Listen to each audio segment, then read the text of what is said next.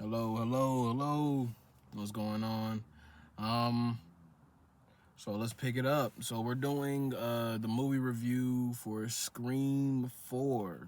Scream 4, the one of the closer ones. I was about to say something corny. I was gonna be like last but not least and shit, but it's not last because there's a five and a six. But you know, getting into it, main characters, of course. Excuse me.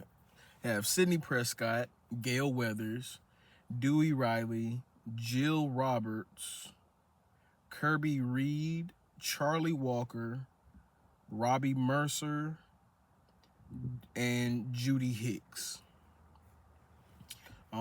Key points. Key points. First key point. Sidney Prescott. Sidney has now taken almost like what Cotton Weary was doing. She's like kind of started to write a book. She started to get a little bit of significance behind all of what's going on. Trying to think, is there anything? Yeah, so first thing first, and then also first point when she goes back to Woodsboro, goes back to that town. When she goes back to that town and whatnot, like you see all the Ghostface killers, all of it just posted up all around the town, all around the city and whatnot. It's just, I still don't get it, like how the idea of a massacre gained the attention to where people are enjoying the. I mean, I get that a movie was based on it, but the idea that I don't know, it's just here no there. Let's get into it. Yeah, the 15th anniversary of Woodsboro murders. Got my notebook here. The fact that they celebrate this shit, I circled that, so that's how you know that I was upset about that. The different way to open up the attacks. Usually in the beginning, there's the girl home alone. It's dark outside. Get a random call. What's your favorite scary movie? So the idea that in this opening they went through like 3 transitions. I think it was like it was like the 2 blondes. There was I don't remember how many they went through, but I do like that. That is something significant. Honestly, what it shows is that the author, the director, that he's aware of the patterns that he's putting out. He's aware of the patterns that he's putting out and trying to switch it up, essentially trying to keep the audience on their toes. So honestly, kudos. The idea that Jill Roberts, who is Sidney Prescott's cousin, is literally just the jealous cousin. Like, you know what I mean? You can pick that up before it already gets spoilers. Excuse me. Before it gets to the end and you find out the reason, the true obsession behind her being jealous. Before you find that out, you get to the point where you just see little clips here and there in the movie where Jill is like, yeah, we're not really close like that. Yeah, the sole survivor and stuff like that. Like, she's saying like little smart remarks, little undermining remarks and whatnot. It kind of shows like,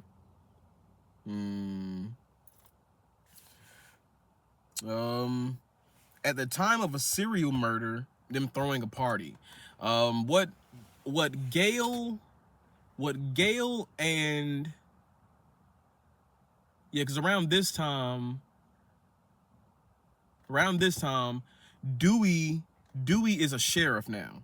So he don't upgrade it from being a deputy or whatever he was in part 3 to now he is officially a sheriff. The upsetting part is that you have Gail Weathers, who's like, yeah, they got married in part 3, or he proposed and whatnot, but it's the idea that Gail is literally using the fact that she's married to the sheriff. She's using that to her benefit. Like, because even when there's like a press conference, there's like a conference going on and all these reporters up here asking the sheriff questions, Gail just comes out of nowhere, comes from the side and whatnot, and doesn't say sheriff, doesn't say excuse me. She call Dewey. She calls him straight out. She calls him straight out. So that's showing that it's like, and he's, it's kind of showing that she's like, at the end of the day, she's still a businesswoman. But at the end of the day, he's a sheriff, and he even tells her that he's like, I'm the sheriff. I gotta what you call it, you know what I mean? I can't disclose this stuff and stuff like that. So I just love the idea that of the progression, because then even when, just to run it back, the different way that they opened up the different ways that they opened up in the beginning, it kind of skipped fast forward. So now we're at, I think it was like stab 8. I'm not sure what stab it's at now in this movie, but it just kind of just kept going up. But yeah, Gale was trying to figure out. That's the whole reason why I brought that up. I'm remembering. It came back to me because Gale, essentially, she's trying to go. Okay, yeah, me, Dewey, Sydney, we gonna figure this out. We gonna do it. 4 times the charm. You know what I mean? That's more so where her mind is at. And don't get me wrong, Gale Weathers has helped in every movie. She's helped in every movie. So definitely, if I was Dewey, if I was the sheriff and shit like that, I wouldn't have her involved. I wouldn't have her involved and whatnot, because I'd be like, this is some stuff I can't let you know. I can't tell you. But I would, after it's all said and done, after I'm done with work, what'd you find out? You know what I mean? Like, we about to go ahead and cover this, because like, you definitely are an important role. So one thing that, just bringing it up, there's a stabathon where essentially up until wherever the stab movie is in Scream 4, they watch all the movies. Essentially what I'm doing right now with the Scream franchise. But they watch all the movies in like a little party. It's like at some barn. It's at like some barn, and Gale sneaks in and whatnot with a ghost face mask, and she's like setting up cameras, and she's like really happy about it. She's really proud of herself. She goes out to the car. This is the tricky part. She goes out to the car, no 30-second delay. She goes out to the car, and you just see all the cameras start going face down. They're being blocked. They're being essentially, they're losing their sight of what they're focused on. So then that's already kind of giving you the hint. And then one of the girls, Kirby Reed, she's a shorter blonde-haired woman. She's more of the outgoing friend, but she's actually at the party. So you would think Kirby's gonna get got. But long story short, Gale goes back inside to go fix her cameras. When she goes back inside to fix her cameras, that's when the Ghostface Killer pops up. Ghostface Killer, and she gives that motherfucker a fight. I mean, she running around the haystacks. She was giving a fight. That's what I'm saying. That's what I'm saying. Have her involved in shit. But still, just the fourth key point, just reiterating that it was dumb as hell for you to motherfucking throw a party when there's a goddamn a serial killer. I mean, but that's kind of like a testament to movie 1, or Scream 1, when they literally did that shit. But key point 5, I thought this was something, because I ain't gonna lie, I didn't remember this movie, so a lot of this was like spoilers for myself as well. Well, not spoilers, but it was more so like I didn't remember it, so it's like I was like, oh shit, like, you know what I mean? But fifth key point is documenting your time in high school. You had one of the characters, I forget what movie he's from. I've seen him in multiple movies. I can't think of his name. Matter of fact, Robbie Mercer.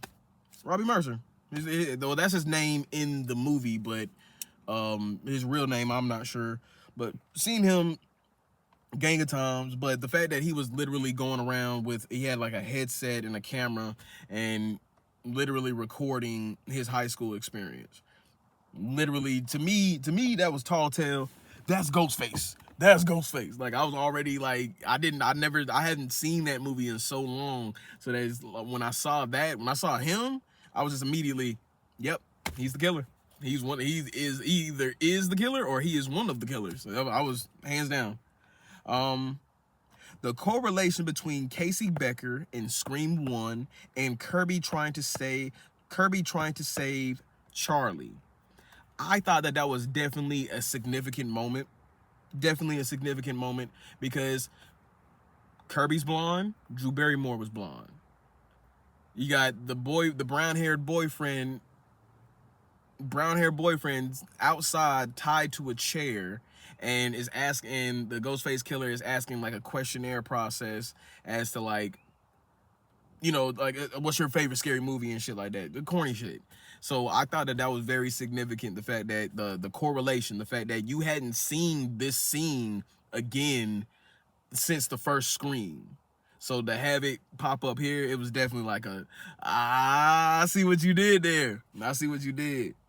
But yes. The cousin almost getting away with it. I'm not gonna lie. Before we bring that up,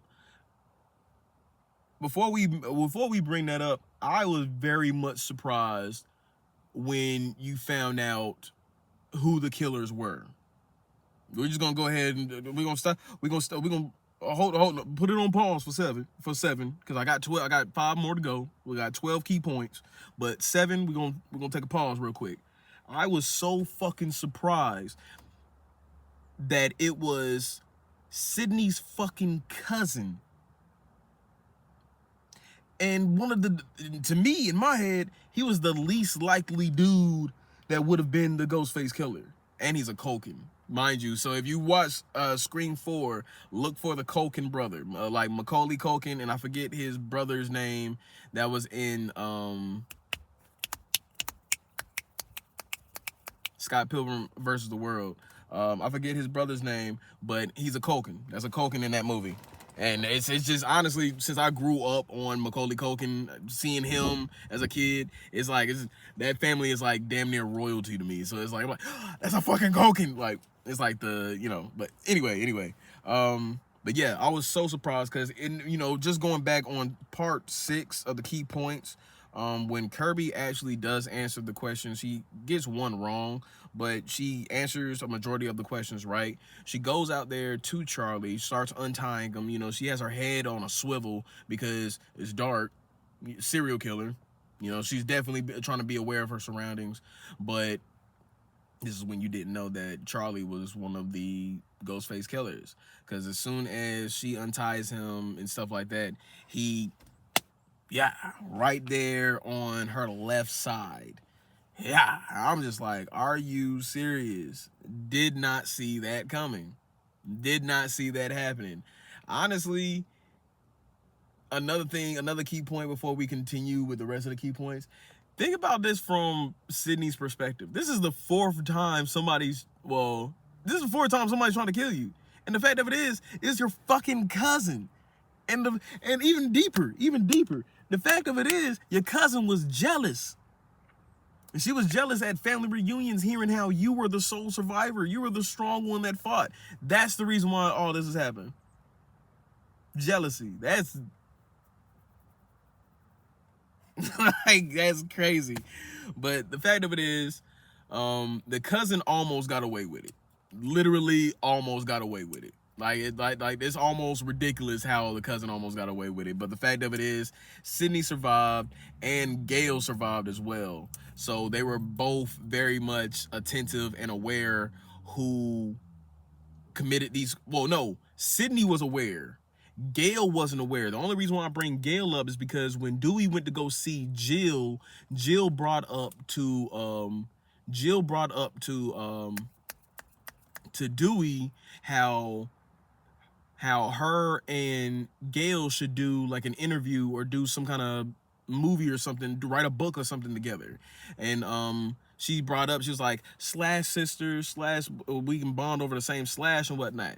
But mind you, this is the part that tied the knot, because Gail was like, How does she know how does she know that I got slashed on the arm? So then that's when everybody's eyes is opening wide, like, and then real quick, because I'm gonna bring it up, the infamous arm slash. At this point, after movie 3,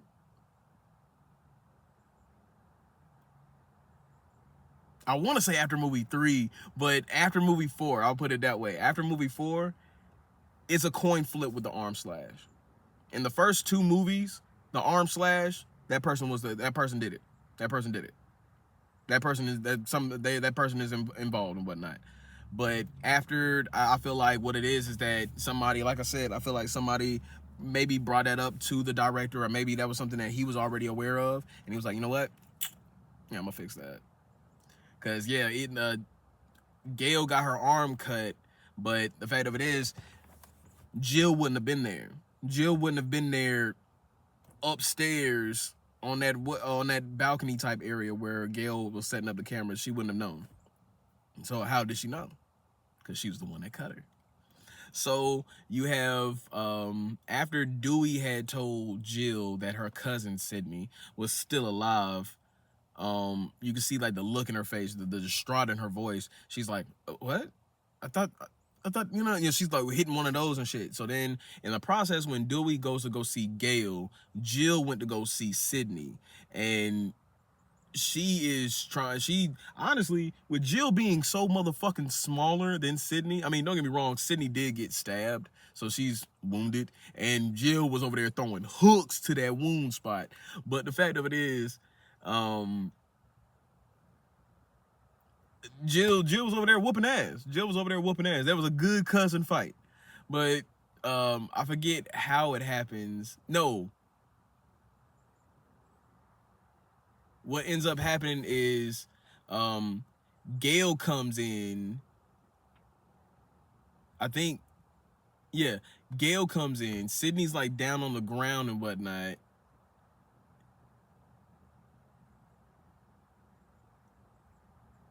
I don't remember how Jill got a fucking gun. I don't remember how she got a gun. I do not remember how she got a gun. But she ended up getting a gun, and she was about to kill Sydney. But then, no, I remember what happened. Excuse my ringtone. I remember what happened. Dewey ran in and whatnot, and in every movie, Dewey gets fucked up. Dewey gets fucked up in every movie. Like that's just, he gets fucked up in every movie. If not like completely like just hurt, wounded and stuff like that, he gets fucked up. Like he gets stabbed, he gets punched, he gets knocked out. I think she knocked him out with a bedpan. And then she was able to grab the gun. Then in the process, I think that's when Gale had ran in. But then Judy Hicks, the now deputy who had a crush on Dewey, she jumps in, saves Gale. I think she gets clipped. Yeah, she gets clipped, but after, when she when Jill is like, stand up, bitch, I know you're over there. And she stands up and whatnot, gets clipped. But in the process of while she's getting clipped, I forget what happens and whatnot, but I don't know if Sydney did something or something, but somehow they end up getting her down. Or they knock her out or something, but then they end up using the defibrillator, and they hit her with the shock treatment. But that's number 7. We still haven't gone around the rest. So number 8, camera scene with Gale. Yeah, camera scene with Gale, pretty much when she was in the barn. I pretty much already talked on that. Number 9, yes, this is another key point that we did not talk about because it's definitely something to talk about. The cousin, Jill Roberts, is fucking crazy. Like, some of the stuff that she was doing to make herself look like a victim. The fact of it is that she ran into a wall that had a glass pitcher, fucking up her face. She took a knife and walked up to a wall, stabbed it into herself. glass table, damn near did a backflip onto that bitch. She grabbed her boyfriend, the boyfriend that she killed, her ex-boyfriend that she killed because she was mad because he cheated on her. But the ex-boyfriend that she killed, she took his hand, grabbed his hand, put his hand in her hair, and ripped out a chunk of her hair. Also, put his hands on her face, and I guess she like dug his nails like into her skin and pulled down real fast. So now she had little scratch marks. She really did that. She really did that. I'm like, yo, this bitch is crazy. Is that really that's a key point. But honestly, it shows a testament to it because only a crazy person would be this what you call. The Cousin in Charlie, classic double cross. We've seen it at this point 3 movies in. It's the first movie, the second movie, and now this movie. The classic double cross. And Hicks in the hallway, Judy Hicks in the hallway. That was a creepy ass scene, and that's what had me thinking that maybe it was Judy. Maybe it was Judy. Because Sydney is like, I guess, comforting Jill and her friend, and you know, letting her know like, hey, everything's gonna be all right, you know, this and the third, before like, you know, she goes downstairs and is, you know, calls it a night and stuff or whatever. Deputy Judy Hicks is in the hallway, but she has like a majority of her face is like, she's like standing back, so it's like a majority of her face is in the shade, it's in the shadow. It looks real ominous. It makes her look like a killer. It makes her look like she's up to something and whatnot. But pretty much just she brings up the fact that she's like, you don't remember me, do you? She's talking to Sydney, and pretty much she went to high school with Sydney, and they had a couple classes together. So the fact, you know, that was just like a quick scene, but I feel like that was done on purpose by the director to kind of just try to have you like peep this out. But all in all, I'm a fan of these movies. So I would give this, honestly, I would give it,